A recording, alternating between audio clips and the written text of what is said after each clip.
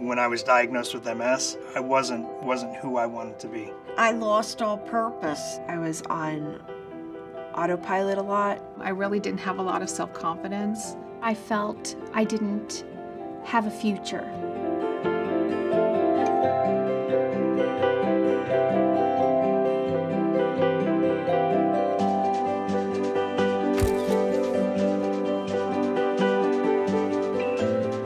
Positive psychology is extremely helpful because what it's looking for are very practical solutions to make changes in our life. Early on, when I was diagnosed, I decided, well, I could look at it as a huge obstacle and a reason not to do things, but I thought, you know what, I've got control over my behavior, and I can view this as an opportunity to help others.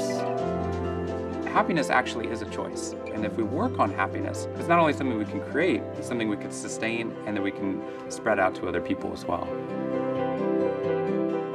I found it very hard and very frustrating because it was a lot of change all at once. I don't think any of this comes overnight. It certainly takes a lot of trial. It certainly takes a lot of effort.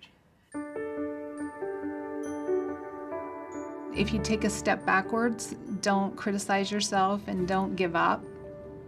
It's just a step backwards. I think the critical part is mindset. MS is very physical, but it's also very mental. Other people that are about to start the positive psychology, please start small. Change for me was about applying very, very small things consistently and then building on those successes. It starts with believing that change is possible. You know, in the midst of bone-weary fatigue, they choose to do their 3 gratitudes, or they choose to actually try and go for a walk, or they try to write in a journal, and in each of those, or even do something kind for somebody else, something altruistic. To me, the critical part was knowing that there are other people that are facing the very same situation that I am facing today. Everyone is there to support you, and they want you to succeed. All I have to do is ask for help.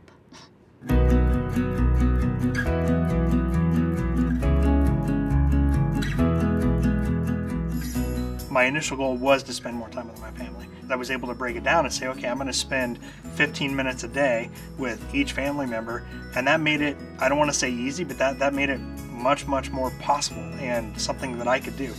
And after just even a couple of weeks, my kids noticed, my wife noticed, I noticed. You know, I felt like an entirely different person. I am different now because I didn't know how I was going to keep my job.